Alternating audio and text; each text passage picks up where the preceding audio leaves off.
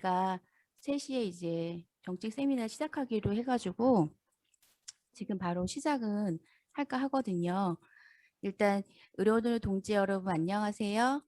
저는 교육선정국장 김옥란입니다. 보건의료 정책의 진단과 해법 모색을 위한 의료노련 정책 세미나가 드디어 이제 1회차 시작을 하게 되었는데요. 앞으로 6월 30일에는 2회차 의사와 간호사의 직역 갈등, 회의 문제 해법은 7월 14일 3회차 국민건강권 보장을 위한 의료 전달체계 중장기 발전 방향, 7월 28일 4회차 의료 영리화와 원격 의료의 실상과 대책을 주제로 정책 세미나를 개최할 예정이니까 앞으로도 많은 참여 부탁드리겠습니다. 현장에서 이해하기 어려웠던 부분과 고민되었던 부분을 알 수 있는 시간이 될 것입니다. 저희 강의는 서울대학교 의과대학 의료관리학교실에서 김육 교수님께서 맡아주셨습니다. 교수님 안녕하세요. 네, 안녕하십니까. 그냥 시작하면 되나요? 네. 네네. 이게 원래 얼마 동안 하도록 돼 있는 건가요? 1시간 반? 2시간? 1시간? 저희 1시간 정도 생각하고 1시간이요? 네. 예. 네네, 알겠습니다. 네.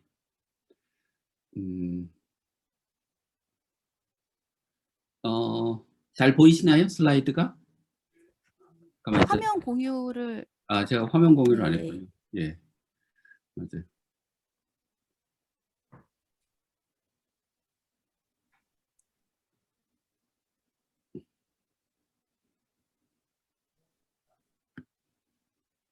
네, 잘 보이시나요? 네, 교수님 잘 보여요. 네네.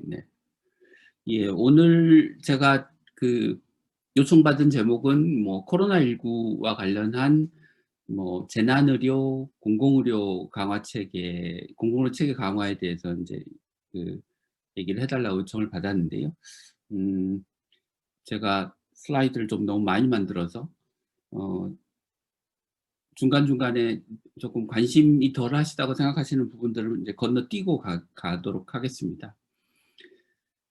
이게 이제 지난 한 1년 4개월 동안 우리나라에서 발생한 코로나19의 확진자 수하고 그다음에 이제 사망자 숫자를 보여드리는 그림입니다. 그래서 1차 유행이라고 얘기하는 대구 신천지에서의 대유행과 함께 2차 광화문 사랑제일교회발 유행, 그다음에 3차의 지난 겨울에서 이제 올 1월까지의 유행, 그리고 4차 유행이라고 할 수 있을지 없을지 잘 모르겠으나 하여튼 최근에 다시 이제 확진자 수가 뭐 600~700명대를 오르락내리락 하고 있는 상황, 아마 백신의 영향 때문에 대규모 감염으로 확산되지 않고 있는 상황인 것 같습니다. 그래서 지난 한 1년 반 가까이 되는 시간들을 이제 돌아보면서 어떤 문제가 있었고 앞으로 어떻게 해나가면 될지에 대해서 좀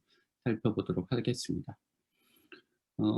코로나19의 보건의료 대응의 체계를 이야기하면 크게 이제 4가지 구성요로서 나눠 볼 수 있는데요. 하나는 이제 확진자의 발생 자체를 줄이는 사회적 거리두기, 확진자가 생기면 검사를 하고 접촉자를 관리해서 더 이상 이게 N차 감염으로 확산되지 않도록 하는 것. 그래서 요 전체를 이제 방역이라고 얘기를 할 수가 있을 것 같고요. 그다음에 확진자가 생기면 그 환자에 대한 이제 진료를 담당하는 감염병 진료입니다. 그래서 방역 체계는 감염자의 숫자를 줄이는 게 목적이고, 감염병 진료 체계는 감염자를 잘 치료해서 치명률을 낮추는 게 이제 목표가 되겠습니다.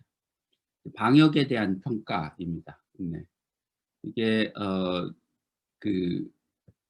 6월 7일자 기준으로 이제 전 세계 국가들의 인구 100만 명당 코로나19 확진자 수를 보여드리는 그림이고, 이제 전 세계 평균이 인구 100만 명당 22,000명쯤 되고요. 우리나라가 2,800명쯤 됩니다. 그러니까 평균의 거의 한 10분의 1 가까이 정도로 낮은 수준이고, 미국이 10만이니까 우리의 한 40배, 50배 가까이 되는 거죠. 독일이 44,000, 그리고 우리의 한 뭐 20배 가까이 된다고 할 수 있을 것 같습니다. 그래서 우리나라는 확진자 수를 줄이는데 이제 성공적이었죠, 이제까지. 그래서 방역을 잘 했다라고 이제 얘기를 할 수 있을 것 같습니다. 근데 뜯어보면 뭐 그 안에 문제들이 이제 적지 않은데요. 그냥 간략하게만 말씀을 드리면 이게 오른쪽 그래프만 말씀을 드리면 그 이제 최초 확진자가 생긴 다음에 감염이 집단 감염이 있을 때 그게 얼마나 오래 지속되느냐를 가지고 초기의 역학조사와 접촉자 격리가 얼마나 효과적이었느냐를 평가할 수 있는데요. 이게 7일, 14일을 기준으로 이제 나눠보는데 14일 같은 경우를 보시면 이제 6월 달에 처음 확진자 발생에서부터 14일이 초과한 사례가 17%, 8월 달에도 한 17%, 10월로 가면 이게 24%로 늘어나고 작년 겨울 같은 경우는 한 36%까지 늘어납니다. 이게 무슨 얘기냐면 코로나19의 잠복기가 14일이니까 처음에 발병했을 때 역학조사와 접촉자 격리가 제대로 됐다면 14일을 초과한 사례는 발생하지 않아야 되는 거죠. 근데 14일을 초과한 사례가 발생했다는 얘기는 초기 역학조사에서 구멍이 뚫렸다는 것을 이야기하는 거고, 그런 구멍이 뚫려서 발생한 집단 감염의 사례가 점차 늘어나고 있는 거죠. 이게 이 문제는 보건소와 도의 역학조사 인력의 부족 문제하고 아마 밀접하게 연관이 돼 있는 걸로 생각이 됩니다. 우리가 확진자 수를 줄일 수 있었던 거는 사회적 거리두기를 강력하게 했기 때문에 그런데요. 사회적 거리두기의 강도를 측정하는 지표를 이제 그 영국 옥스퍼드 대학에서 개발한 게 있는데 그게 이제 Government Response Stringency Index라고 하는 지표를 개발해서 사용을 하고 있습니다.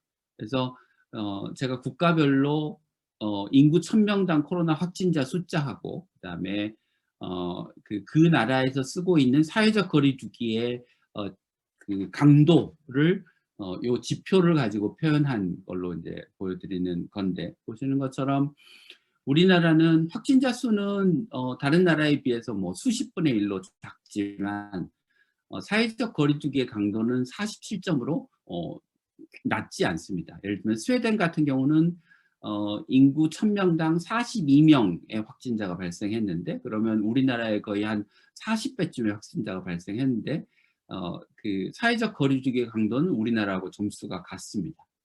그러니까 확진자 수가 적다라고 이제 막 정부는 자랑을 하지만 그 적은 수의 확진자 수를 유지하기 위해서 우리가 사회적 거리두기를 너무 강력하게 하고 있고, 그렇게 보면 확진자 수를 줄이는데 너무 많은 사회적 비용을 쓰고 있고, 그 비용이라고 하는 게 사회 구성원에 골고루 나눠지는 게 아니고 비정규직, 자영업자, 소상공인 같은 사회적 약자에게 그 피해가 집중된다고 하는데 큰 문제가 있는 거죠.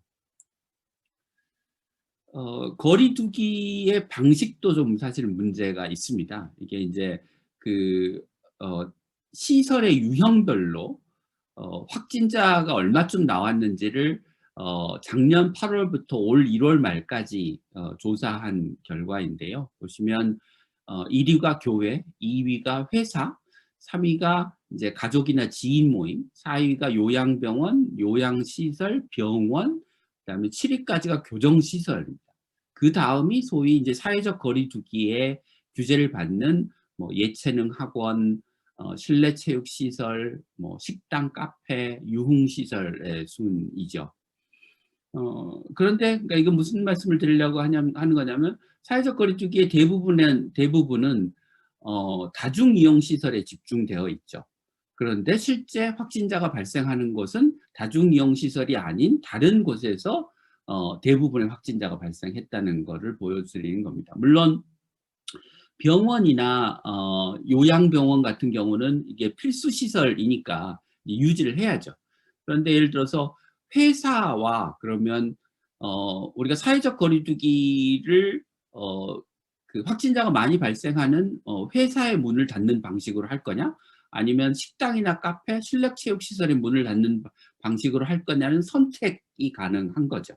그 선택 중에서 우리는 그 회사는 놔두고 다중이용시설의 문을 닫는 방식으로를 선택했고, 그러면 다중이용시설의 피해는 어떻게 보면 사회적 연대에 기반한 다중이용시설의 희생이라고 이야기할 수 있는 거죠.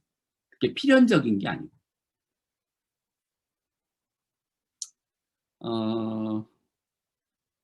지난 그 1년 4개월 동안의 유행 과정을 이제 최근 데이터를 보면, 제가 이제 1월 말까지 데이터라고 말씀을 드렸는데 5월 22일 날 정부가 발표한 자료에서 그 최근 2주간 신규 집단 감염의 건수를 이제 살펴본 거를 보면, 보시는 것처럼 다중이용 시설과 사업장이 거의 같은 빈도로 발생하고 있는 것을 보실 수 있습니다.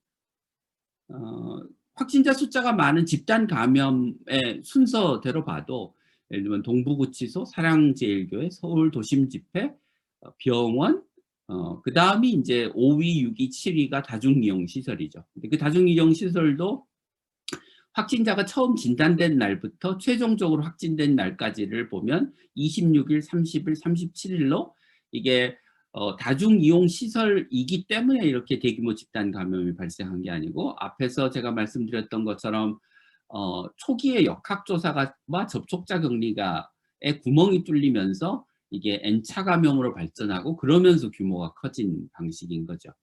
그러니까 여기에는 방역 당국의 상당 부분의 책임이 존재한다는 거죠. 거리두기 방식의 또 다른 문제점은 우리가 쓰는 방식이 소위 단체 기합 방식이라는 겁니다. 단체 기합 방식이라고 하는 건 무슨 얘기냐면, 보시는 오른쪽에 맨 끝에 보시면 이게 이제 똑같이 작년 8월부터 올 1월 말까지의 집단 감염 사례를 분석한 건데요. 식당이나 카페 중에서 그 집단 감염이 발생한 비율이 얼마냐면 0.003%입니다. 그러니까 식당, 카페 10만 개 중에서 3개에서 다 감염이 발생한 거죠. 그런데 사회적 거리두기의 단계가 올라가면 그 영업 시간에 제한을 받거나, 또는 그 매장 내에서의 판매를 금지하는 등의 조치를 세 곳 때문에 99,997개의 식당이나 카페가 제한을 받는다고 하는 게 사실은 말이 안 되는 거죠. 유흥시설은 10,000개 중에 3개, PC방이나 뭐 오락실 같은 경우는 10,000개 중에 한 7개 정도에서 집단 감염이 발생을 합니다. 그러니까 제가 앞에서 이제 우리나라와 다른 나라의 사회적 거리두기의 강도를 비교한 그 그림을 보여드렸는데요. 그러니까 우리나라는 확진자 수가 적은 것에 비해서 사회적 거리두기를 너무 강력하게 하고, 그게 지금 이렇게 집단 단체 기합 방식의 사회적 거리두기의 양상으로 나타난다라는. 사회적 거리두기는 강력하게 하는데 반해서 재정 지원은 잘 안 해줍니다. 그래서 그 사회적 거리두기 등으로 생긴 이제 사회 경제적 피해 중에서 얼마나 보상을 해주나를 이제 점수로 표현한 것인데요. 전체 피해의 50%를 보상해주면 100점으로 이제 환산을 해서 비교한 결과인데, 우리나라가 47점입니다. 그러니까 전체 피해의 한 4분의 1 정도밖에 사실은 보상을 안 해주는 거죠. 그러니까 확진자 수는 적은데 사회적 거리두기는 강력하게 하고, 그 사회적 거리두기는 사회적 약자인 소상공인, 자영업자, 비정규직에 집중돼 있고, 거리두기는 강력하게 하면서 보상은 안 해주고, 이런 문제점이 있는 거죠. K방역에 성공했다고 하는데, 이게 도대체 소상공인과 자영업자의 피해가 집중되는 방식의 방역을 해서 확진자 수를 줄이는 게 무엇을 위한 것이고 누구를 위한 것인지 좀 의문이 든다는 이야기입니다. 이제 엊그저께 정부가 그 소상공인 자영업자에 대한 이제 그 거리두기로 입은 피해를 보상하는데, 손실 보상이 아니고 피해 지원 방식을 택한다고 했는데요. 피해 지원 방식이라고 하는 거는 뭐냐면, 손실 보상과 관계없이 그냥 지원을 해주는 겁니다. 그러니까 당연히 손실 보상의 규모에 비례하지 않고 손실 보상을 에 대해서 그 일정 부분 그러니까 그 충족할 수 있는 정도의 지원이 안 이루어질 가능성이 높다는 거죠. 그러니까 예를 들어서 1,000만 원의 피해가 났는데 뭐 100만 원만 지원해 주고도 그건 그냥 피해 지원일 수 있는 거죠. 네. 그래서 이런 방식은 방역의 방식과 그것의 손실보상 방식이 잘 맞지 않는다라는 이야기. 예. 혹시 여기까지 궁금하신 게 있으신가요? 또는 의견이 있으신가요?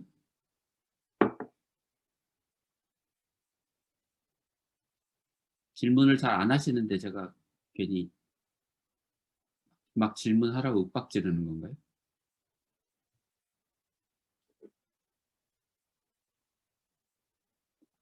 넘어갈까요? 네. 넘어가겠습니다. 음. 다음으로는 이제 그 방역 체계인데요. 이것도 역시 얼마나 관심이 있으실지 잘 모르겠는데 이제 저런 문제들을 이제 우리가 안고 있기 때문에 이제 전체 시스템을 그 복지부 산하의 원래 본부 체계였던 질병관리청을 이제 청으로 승격시키고 질병관리청이 전국의 시도를 다 지원하기 힘드니 권역 단위로 질병관리청, 그러니까 지방 조직을 만들고 시도에는 감염병을 포함한 질병 관리를 담당하는 이제 본부 조직을 만들고 그 아래 이제 보건소가 일을 하도록 하자라고 하는 것이고, 크게 나눠 보면 이제 중앙 조직과 지방 조직인데 복지부와 질병관리청은 뭐 인원도 늘고 조직도 늘었습니다. 근데 요 아래는 지금 거의 변화가 없는 상황이어서 이게 그 지방 조직의 뭐랄까 과부하 또는 역량의 부족이 앞으로도 계속해서 문제가 될 것 같습니다. 또 그 감염병 대응 체계의 관점에서 보면 여기서 지금 얘기하는 요 질병관리청, 뭐 질병관리청, 시도, 시군구로 내려가는 이제 방역의 조직과 이쪽에 환자를 진료하는 진료 조직, 중앙감염병병원, 권역감염병병원, 뭐 그 아래에 있는 조직들이 서로 이렇게 잘 연계가 돼야 되는데 현재는 이게 서로 잘 연계가 되어 있지 않습니다. 그래서 계속해서 환자 진료하는 과정에서 방역과 엇박자가 나는 일들이 지역에서 계속해서 벌어지고 있죠. 그다음에 세 번째는 이제 중앙정부 차원에서의 이제 대응 체계인데요. 그러니까 요게 현재의 체계고 이거를 이제 개편하자고 했던 체계가 오른쪽 체계인데 어떤 차이가 있냐면 그 재난의 경보 단계에 따라서 주의, 경계, 심각 이렇게 나눠지는데 주의 단계에서는 질병관리본부장이 중앙방역대책본부를 그 관장하고 경계 단계에서는 사고수습본부가 있어서 장관이 관장을 하고 심각 단계에서는 총리가 중앙재난안전대책본부 소위 중대본이라고 하는 거 중대본, 중수본, 방대본이라고 하는 걸 만들어서 경계 단계마다 이렇게 그 책임을 지고 운영을 하도록 되어 있는데요. 이게 이렇게 이제 단계마다 그 조직이 확대되고 그 새로운 조직이 생겨나니까 이게 이제 혼선이 역할의 혼선이 생길 수 있는 거죠. 그래서 아예 이제 청으로 본부가 청으로 승격됐기 때문에 청장이 사고수습본부를 운영하는 체계로 하는 게 좋겠다라고 이제 제안을 드렸었는데요. 사실 지금 그 이제까지 이제 이루어진 일을 보면 예를 들면 질병관리청에서 해야 될 일을 뭐 총리가 이야기하기도 하고 총리나 대통령이 해야 될 일을 질병관리청장에게 역할을 넘기기도 하고 그래서 역할의 혼선과 중복이 이제 여전히 심각하다라고 이야기를 할 수 있을 것 같습니다. 그래서 생색이 나는 일이면 뭐 누구 일인지를 가리지 않고 서로 먼저 얘기하려고 하고 책임을 져야 될 일이면 자기가 해야 될 일도 미루고 하지 않고 하는 그런 행태가 여전히 계속되고 있다라고 얘기할 수 있을 것 같습니다. 시도 조직은 만드는 게 무산됐고요. 보건소의 조직 개편 역시 무산됐고 인력은 부분적으로 증원이 됐습니다만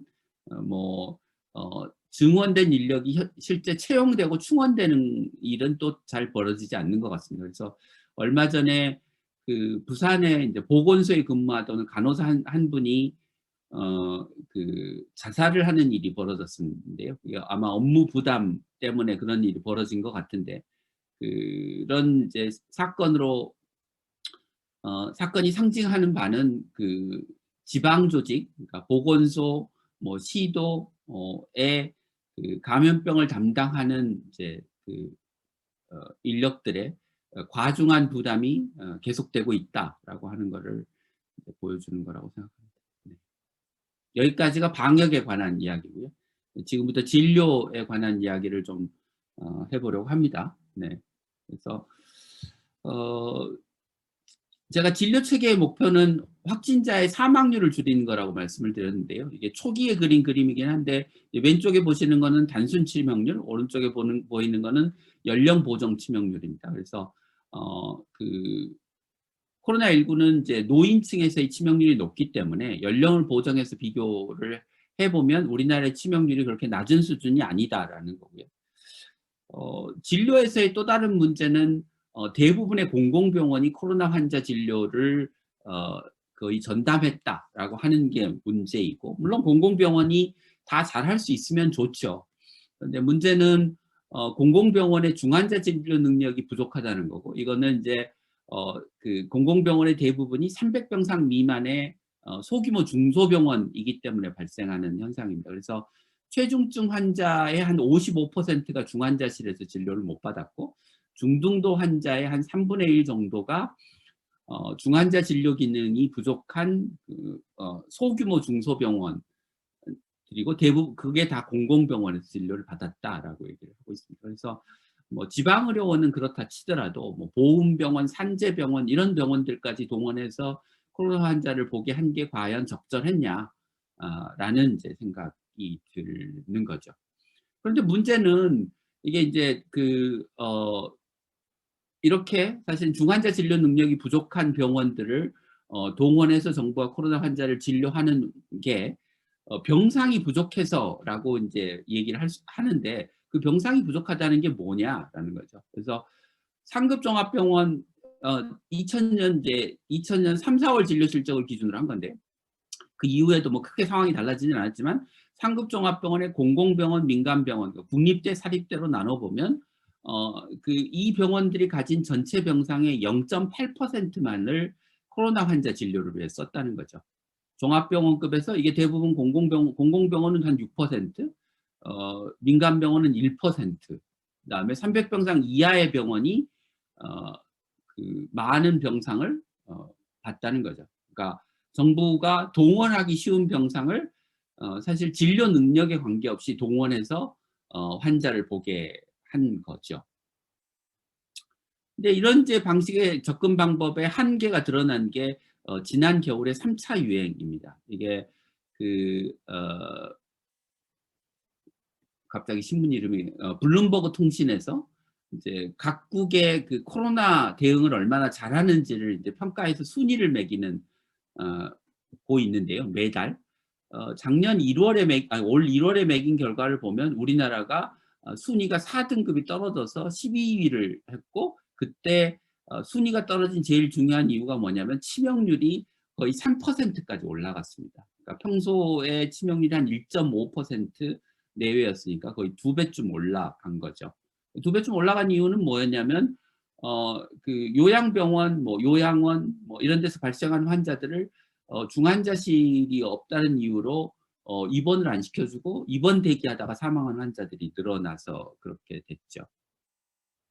근데 그러면 병상이 없다는 게 뭐냐라는 이야기인데요. 이게 이제 코로나 환자를 중증도별로 나눠서 보면 중환자실에 가야 될 최중증 환자와 중증 환자의 비율이 한 4%쯤 됩니다. 실제로는 한 5%가 좀 넘는 것 같은데요.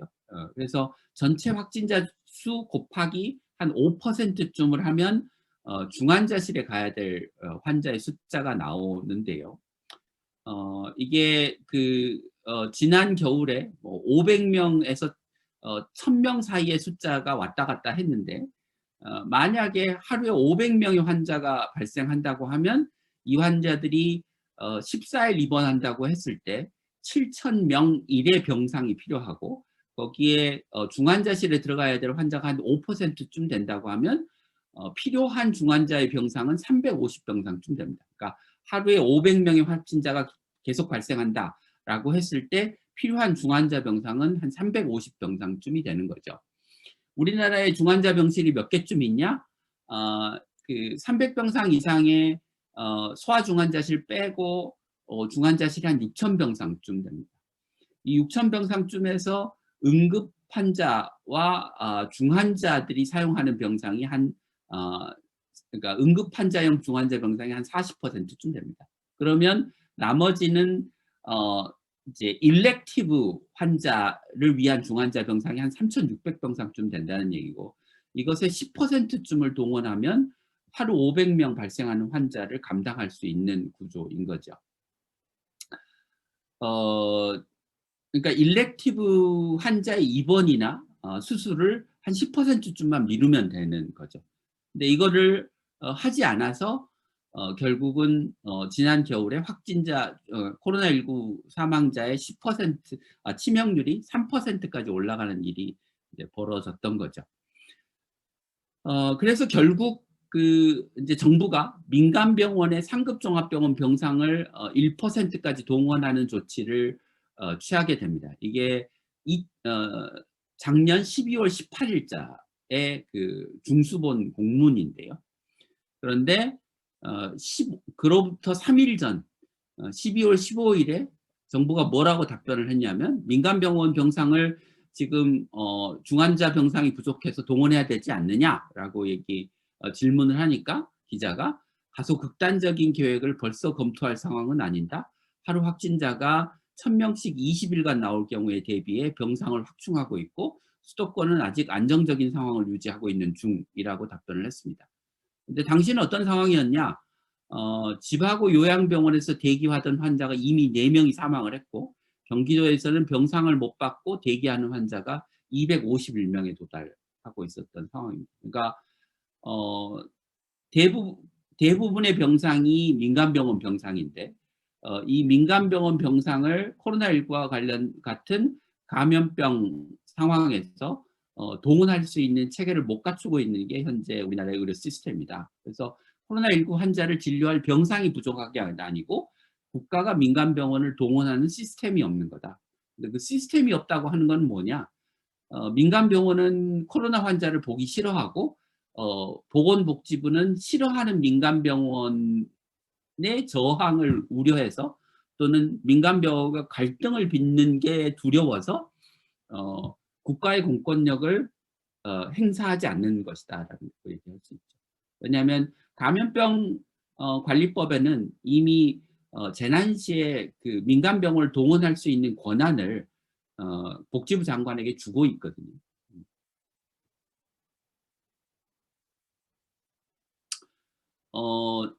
1차 유행 때, 그러니까 작년 2월에 그 신천지발 코로나 감염이 한참 생겼을 때 대구시장이 뭐라고 얘기를 했냐면 대구를 도와주세요 이렇게 얘기를 했습니다. 그래서 대구에서 병상이 부족하다. 그래서 확진을 받고도 입원을 못하는 사람이 확진자가 1,300명에 이른다. 다른 시도에서 좀 병상을 내달라 이렇게 얘기를 했습니다. 근데 정말 병상이 없었느냐? 그렇지 않았죠.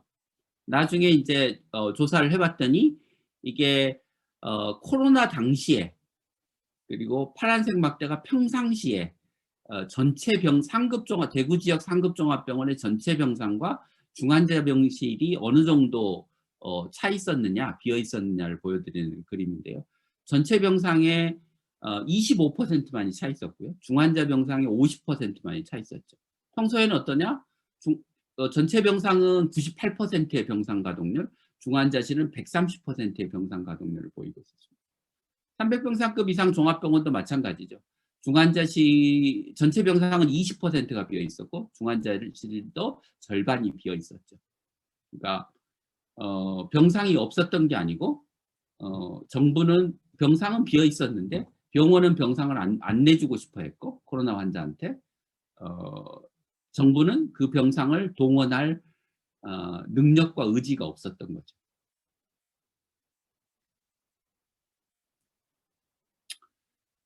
제가 앞에 사회적 거리두기를 과도하게 했다 이렇게 이제 말씀을 드렸는데 이게 코로나의 확진자 숫자가 이렇게 늘어났는데 만약에 이제 치료 가능한 환자의 숫자가 요만큼이다라고 하면 이 코로나 확진자 수의 증가가 예상될 때 사회적 거리두기를 통해서 이 커브를 낮추려고 하겠죠. 근데 사회적 거리두기를 통해서 커브를 낮추는 방법도 있지만 사실은 치료 가능 환자 수를 늘려서 감염병 진료 체계를 강화하는 방식으로도 우리가 대응을 할 수가 있죠. 그런데 늘 정부가 택해온 방식은 감염병 진료 체계를 역량을 늘려서 확진자 수가 늘어나는 데 대응하는 방식을 선택하기보다는 사회적 거리두기를 강화를 통해서 확진자 수를 줄이는 쪽으로 늘 방향을 잡아왔죠. 예를 들어서 이게 이제 작년 8월 9월 중순쯤의 상황인데요. 9월 중순쯤에 하루 평균 확진자 수가 한 135명쯤 되는 주가 이제 9월 6일주에서 12일주였는데요. 이때 만약에 하루 확진자 수가 135명이면 사회적 거리두기를 1단계로 내려도 되는 거죠. 그런데 이때부터 거의 한 달 가까이 사회적 거리두기를 수도권이 2단계를 유지를 했죠. 그러면 그 피해는 자영업자와 소상공인이 적겠죠. 네. 왜냐? 병상이 없어서. 그래서 지금 우리가 하는 사회적 거리두기가 당연한 것처럼 보이지만 사실 우리나라의 확진자 수를 염두에 두고 생각하면 이제 사실은 말이 안 되는 사회적 거리두기를 했다고 저는 생각합니다. 감염병 진료 체계를 어떻게 갖춰야 되느냐? 이제 중앙감염병병원과 권역감염병병원이라고 하는 거는 일종의 컨트롤 타워의 역할을 하는 곳이고요. 실제 환자가 발생하면 대규모 환자가 발생하면 환자를 봐야 되는 곳은 지금으로 치면 예를 들면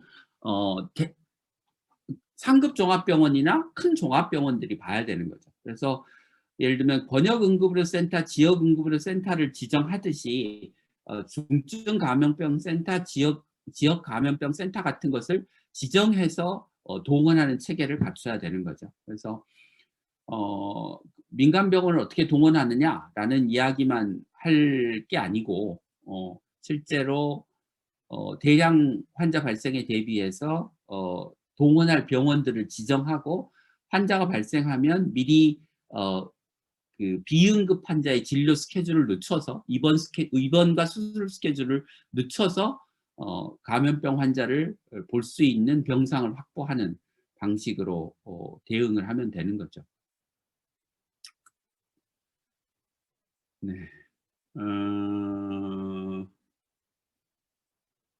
물론 메르스 당시에 그 적절하게 병원들한테도 보상을 해주지 않으면서 병원들이 코로나 환자를 보는데 소극적이었다라고 하는 그런 비판이 있고 저는 뭐 그런 비판이 타당한 비판이라고 생각합니다. 그래서 앞으로 그 국가가 재난 시에 감염병 환자 발생 시에 민간 병원을 포함해서 그 병원들을 동원할 때 적절한 보상을 하는 게 굉장히 중요한 것이라고 생각을 합니다.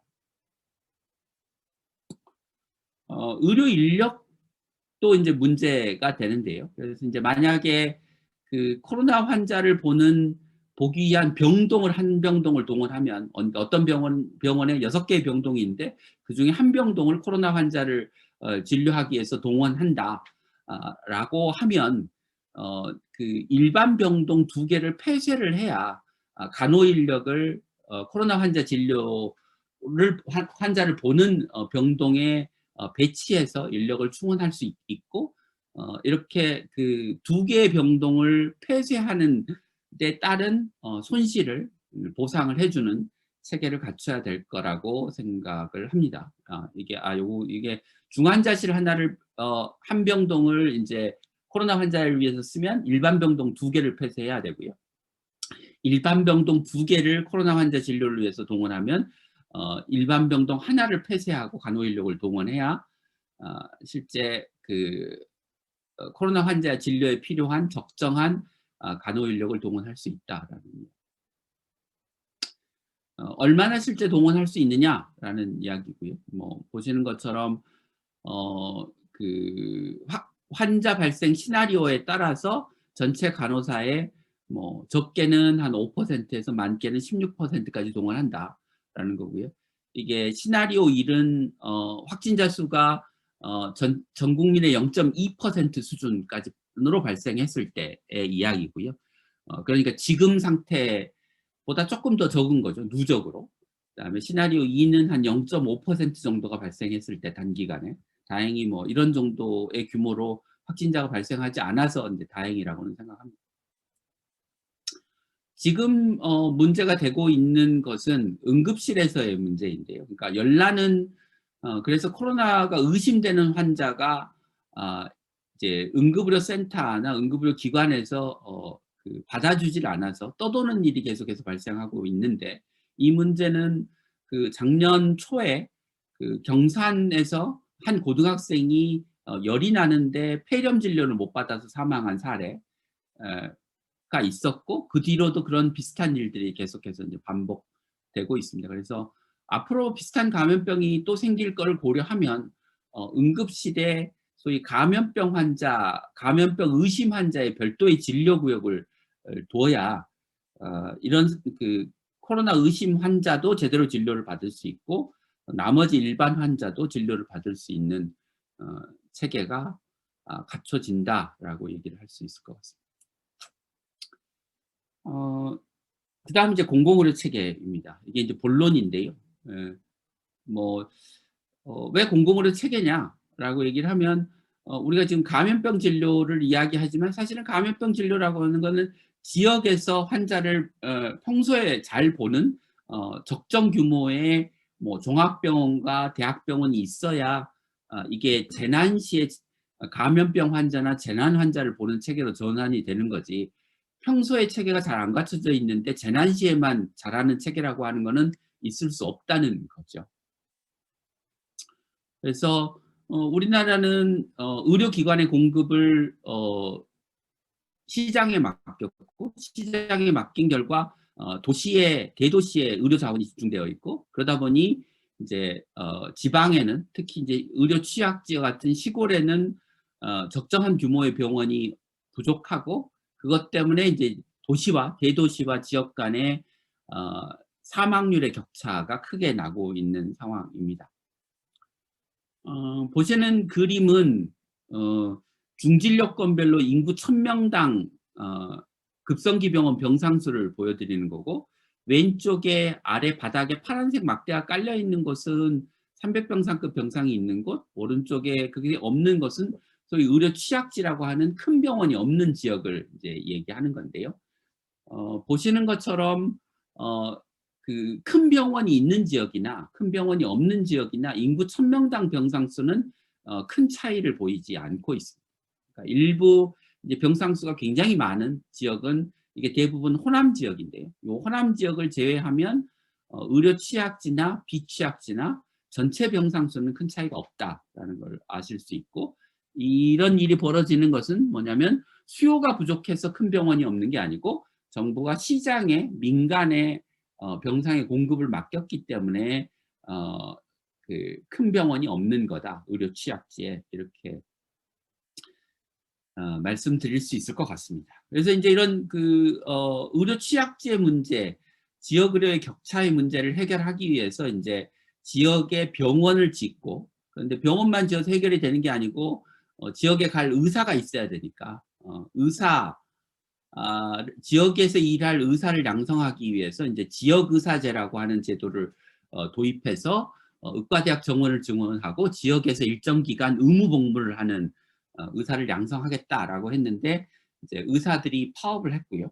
의사들의 파업을 이제 에 져서 뭐 정부와 여당이 그 지역의사 제도라고 하는 것을 원점에서 재논의하기로 합의를 했죠. 그 앞에 이제 국민을 위해서라고 하는 단서를 붙였는데요. 국민을 위해서 정말 원점에서 재논의하기로 합의를 했다는 생각이 작년 10월에 합의를 했는데 벌써 6개월이 지났죠. 6개월이 아니죠. 8개월이 지났는데도 불구하고 국민을 위해서 합의를 했다는 생각은 잘 들지 않습니다.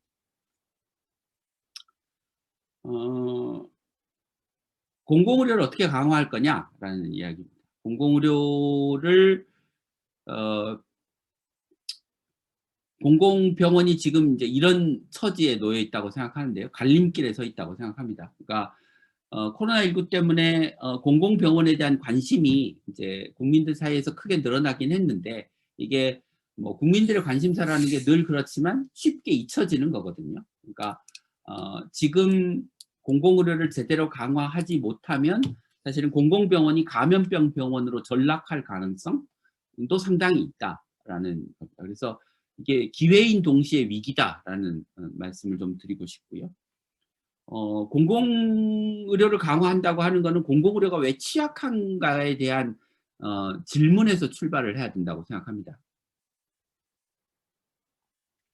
그래야 공공의료를 강화할 수 있는 이제 올바른 답이 나오는데, 제가 드리고 싶은 말씀은 우리가 그 보건의료 체계를 시설과 장비와 인력을 만드는 자원의 개발, 자원을 조직화하는 것, 그걸 통해서 의료 서비스를 제공하는 것, 그리고 이 전체 시스템을 잘 관리하기 위한 관리 체계를 갖추는 것, 그리고 이 체계를 움직일 수 있는 재정 체계를 갖추는 것을 보통 이제 우리가 국가 의료 체계라고 이야기를 하는데요.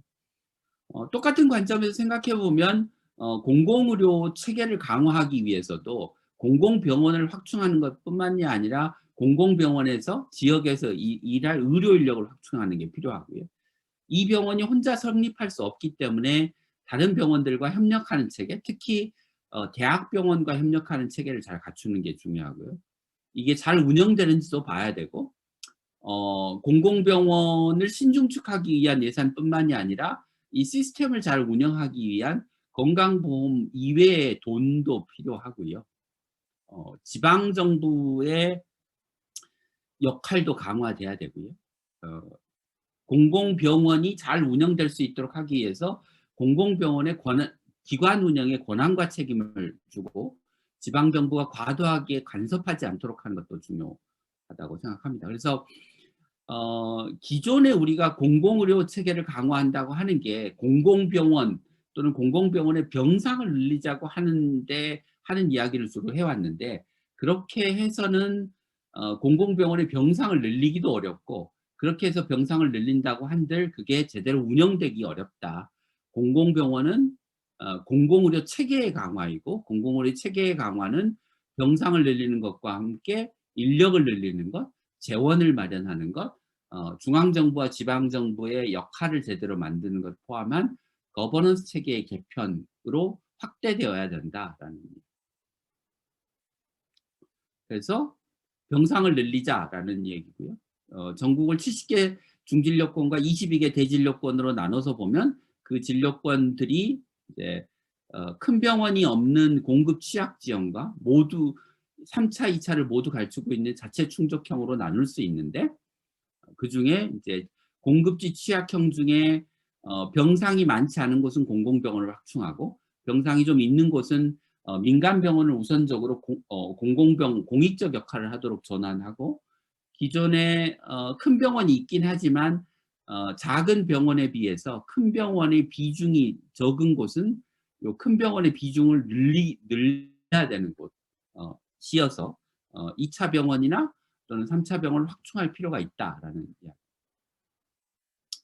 보다 적극적으로 하면 사실 모든 공공병원, 모든 시군구에 공공병원을 확충하는 것과 그 규모를 키우는 것을 고려할 수도 있겠지만 그게 우선순위겠느냐 아니면 공공의료 체계 전체를 강화하는 게 우선순위겠냐 하면 체계 전체를 강화하는 게 훨씬 더 우선순위가 높다라고 이야기할 수 있을 것 같습니다.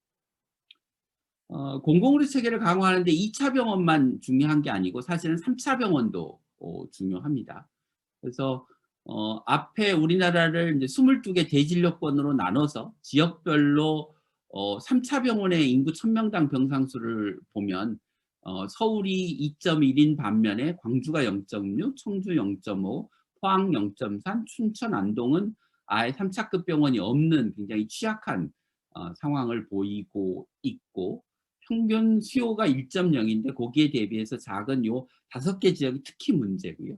이 5개 지역을 그 3차 진료를 받아야 될 중증도가 높은 중환자의 사망률을 구해보면, 물론 중증도를 보정한 사망률을 구해보면 그 병상수의 반비례하게 사망률이 높은 걸 볼 수 있고, 이 특히 요 5개 지역에서의 사망률이 특히 높은 것을 보실 수 있고, 요 사망률이 높은 이유는 이 환자들이 3차급 병원에서의 진료를 못 받기 때문에 벌어지는 현상입니다. 그래서 현재 우리나라의 상급종합병원 지정제도가 그 똑같은 기준으로 대한민국의 큰 병원들을 다 일률적으로 평가를 해서 줄을 세워서 좋은 병원을 상급종합병원으로 지정하는 방식이라고 한다면, 목표를 지역의 상급종합병원 진료를 받아야 될 환자가 상급종합병원 진료를 받을 수 있도록 하는 쪽으로 목표를 바꾸고, 지역마다 상급종합병원을 지정하는 기준을 달리하자라는 이야기입니다. 그래서 예를 들면 이제 광주 같은 경우는 국립대학을 의과대학을 신설하고, 청주 같은 경우는 충북대병원을 확충하고, 포항은 포항에 이제 상급종합병원 역할을 할 수 있는 후보병원을 골라서 육성하고, 춘천은 강원대병원이나 안동병원을 지정 육성하는 방식으로 가야 된다라고. 예, 시간이 거의 다 돼가는데요. 이제 하는 데까지 하고 끝내겠습니다. 그다음에 인력입니다. 그러니까 제가 앞에서 공공의료 체계를 강화해야 된다 이렇게 말씀을 드렸고, 그 체계를 강화하는 거는 병원을 확충하는 것, 그다음 두 번째가 인력을 확보하는 것이죠. 의과대학 정원을 늘리면 현재 의사가 없는 곳에 의사가 가느냐라고 하는 문제인데요. 지금 현재 의사 인력을 분포시키는 구조를 이제 비율을 가지고 설명을 하면, 의과대학 정원이라고 하는 큰 탱크, 물탱크가 있고, 그 아래 뭐 1차 진료 의사, 지역 거점 병원에서 일하는 의사, 대도시의 개원이, 단과 전문이라고 하는 작은 탱크가 있으면, 우리의 목표는 이 작은 탱크에 골고루 물을 보내는 것이겠죠. 그런데 큰 의과대학 정원이라고 하는 탱크에서 작은 탱크로 가는 관의 사이즈가 이쪽은 굵고 이쪽은 얇아서, 그냥 현재 상태에서 물을 부으면 이 관이 큰 곳은 물이 넘쳐나고, 관이 작은 곳은 물이 조금밖에 안 늘어나는 구조가 형성이 되는 거죠. 그렇기 때문에 이것을 관의 크기를 똑같이 하는, 소위 의과대학 정원 증원을 통해서 의사 인력을 배분하는 구조를 개선하지 않으면 이 의료 인력의 불균등 분포, 의사 인력의 불균등 분포의 문제가 해결되지 않는다는 것이고, 그렇기 때문에 지역의사제와 같은 그 제도가 필요하다는 것입니다. 그런데 앞서 제가 공공의료 체계 강화에서도 말씀드렸듯이, 의사 인력을 단지 늘리는 것만으로 지역의 의료의 문제가 해결되지는 않습니다. 그러니까 우리의 목표는 의사 수를 늘리는 게 목표가 아니고, 지역의 의료 체계를 개선하고 지역 간 의료의 격차 문제를 해소하는 것이기 때문에, 늘린 의사 인력이 가서 일할 좋은 병원이 있어야 되고, 이게 대학병원과 협력을 통해서 환자 진료도 잘해야 되지만, 여기서 일하는 의사들이 오랫동안 그 지역에서 일할 수 있는 여건을 만들어 줘야 되겠죠. 그다음에 지역 가산제 같은 거를 통해서 이 병원이 잘 운영될 수 있도록 하는 게 중요하겠죠. 이게 그냥 제가 드리는 말씀이 아니고, WHO가 이야기하는 의사 인력의 지역적 분포를 개선하는 정책이 뭐냐라고 하면, 지역 출신을 선발해라. 교육 과정과 전공의 수련 과정에서 지역 건강 문제에 관심을 갖게 하는 교육을 시켜라라는 거예요. 그러니까 생각을 해보십시오. 지금 의과대학 교육과정 또는 간호대 교육과정에서 지역에 나가서 실제 환자를 보고 지역에서 환자를 진료하는 기관에 가서 실습받고 교육하는 기회가 얼마나 되나요? 거의 없죠. 대학병원 내에서 거의 대부분의 실습이 이루어집니다. 교육과. 그런데 무슨 지역에 관심을 갖겠어요. 그런 교육 과정을 통해서 양성된 의사 간호사들이. 의무 복무 제도나 적절한 재정적 유인 제공도 중요하지만 그에 비해서는 요 교육 정책이 훨씬 더 중요하다. 그래서 근거의 수준이나 전문가들이 권고하는 공고의 수준에 있어서 훨씬 더 우선순위가 높은 정책이다라는 이야기. 또 중요한 것은 그러니까 프로페셔널 서포트나 퍼스널 서포트라고 하는 거는 내가 거기서 근무하는 과정에서 대학병원과 연결돼서 내가 나의 전문성을 계속해서 유지할 수 있는 그런 기회 등이 필요하다는 거죠. 그래서 지역의사제 또는 지역간호사제 같은 제도를 통해서 지역에서 일할 인력들을 그 양성하자는 거고요. 이런 트랙으로 선발되는 사람들은 예를 들면 지역균형 선발, 그 지역 출신을 뽑는 것, 그다음에 사회적 배려자 전형과 같은 형태로 다양한 사회 경제적 배경을 갖고 있는 사람들을 뽑아야 된다라는. 근데 문제는 이렇게 해서 사람을 뽑더라도 이 사람들을 제가 앞서 말씀드린 지역에서 교육시킬, 지역에서 전공의를 수련시킬 의사가 없으면 제대로 지역사회에 관심을 갖는 의사들을 길러내지 못하게 되는 거죠. 또 지역의사제를 통해서 이제 의사를 배출한다고 하더라도 그 사람이 배치돼서 일을 하기까지는 10년, 15년의 기간이 걸립니다. 그럼 그 사이에 의료 인력의 부족을 어떻게 할 거냐라고 하는 문제를 해결하기 위해서 이제 국립대학의 지역 필수 의료 전공 교수라고 하는 걸 뽑아서, 그러니까 쉽게 얘기하면 2차 병원, 지역 거점 병원에서 일할 의사를 뽑아서 지역에 배치를 하자라는 것입니다. 그리고 그 인력을 뽑아서 배치하는데 들어가는 돈을 현재 담배세를 재원으로 해서 형성된 건강증진기금을 여기에 쓰자라는 거예요. 그래서 뭐 교수 인건비 해봐야 뭐 한 300억, 전공의 수련 비용 해봐야 뭐 한 2천억밖에 안 된다라는 거죠. 권한 강화 얘기는 넘어가고요. 예, 뭐 얘기가 좀 길어서 제가 무슨 얘기를 다음에 드려야 될지 모르겠는데 그냥 제가 재원 얘기만 조금 하고 마무리를 하겠습니다. 그래서 건강증진기금이 현재 어떻게 쓰이고 있냐? 정상화하자, 공공보건과 공공의료에 쓰자라고 하는 건데 현재 건강증진기금은 건강보험법과 법에 의해서 그 국가가 건강보험 재정에 기여하고 있는 기여해야 되는 돈을 건강증진기금에서 끌어다 쓰고 있습니다. 그래서 이 조항이 이제 2022년 말까지 유효하게 되어 있는데요. 그래서 전체가 한 4조 원쯤 되는데 건강보험에 정부가 지원해야 될 돈을 일반 예산이 아니라 기금에서 끌어다 쓰고 있고 2018년 기준으로 1조 9,731억을 가져다 쓰고 있다.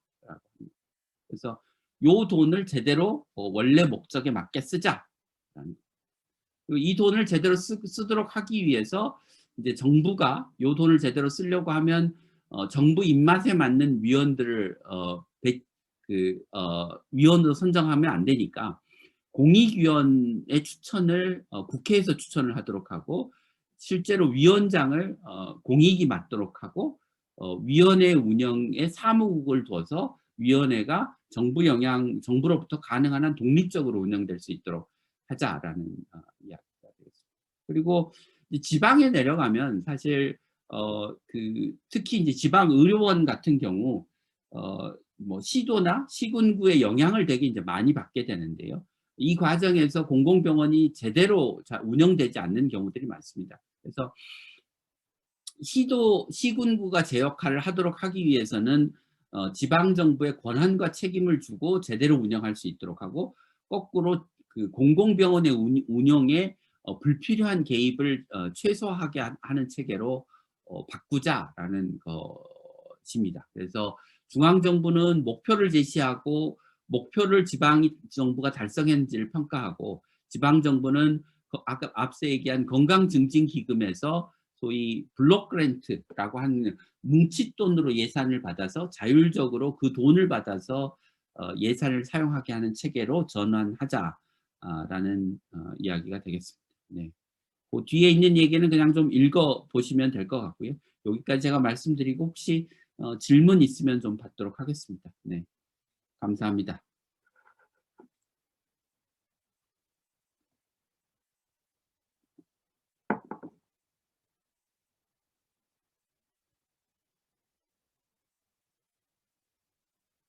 안 들리는데요?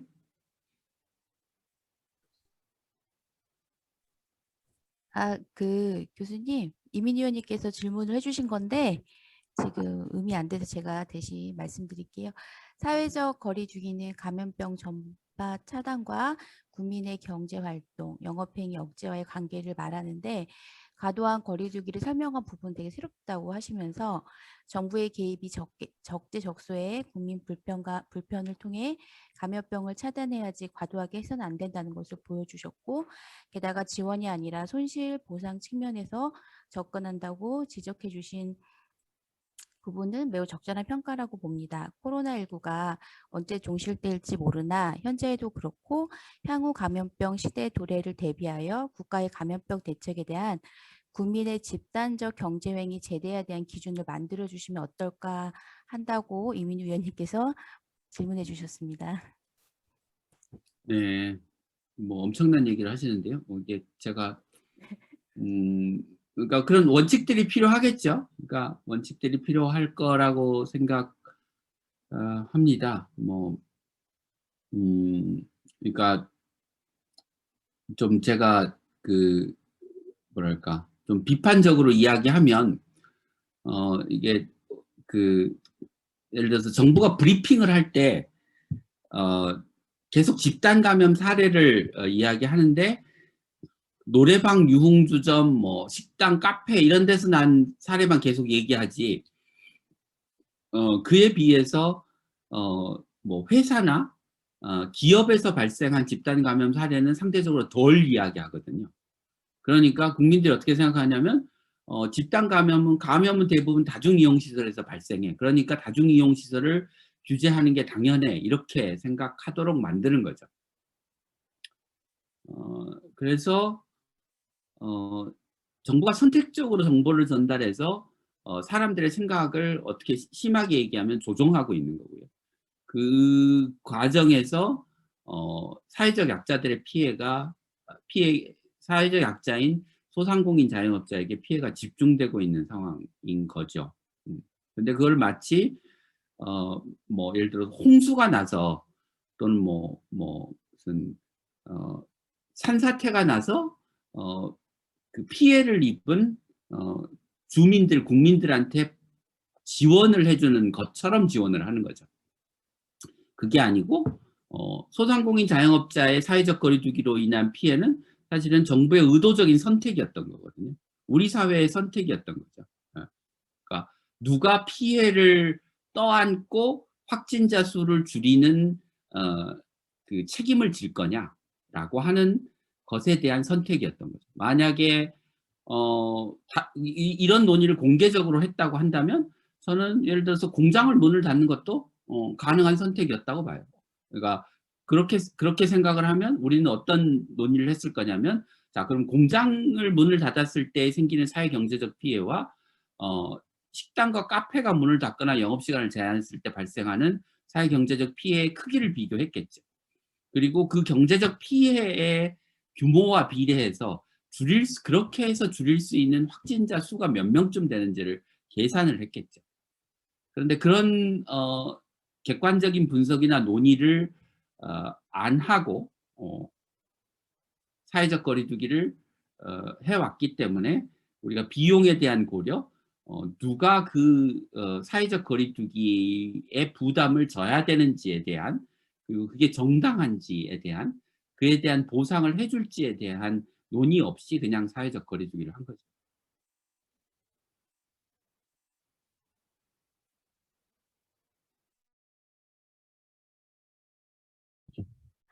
네, 혹시 더 질문 있으실까요?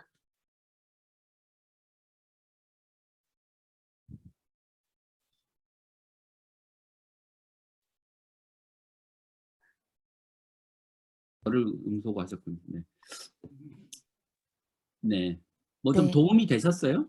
아, 저는 너무 강의가 쏙쏙 귀에 들어오고 또 이번에 코로나19에 대해서 이제 국가적 대응책의 문제점, 해법도 들을 수 있었고요. 그다음에 공공의료가 가야 할 길을 이제 그런 재정 전반적으로 들을 수 있었던 되게 좋은 기회였던 것 같아요.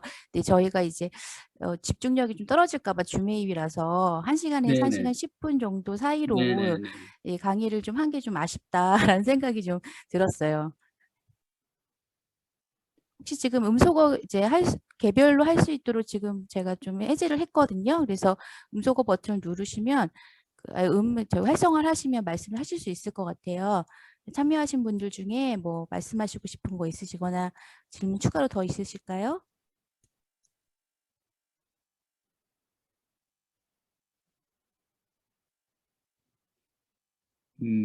네. 약간 좀 과묵하신 편인가요? 되게? 네.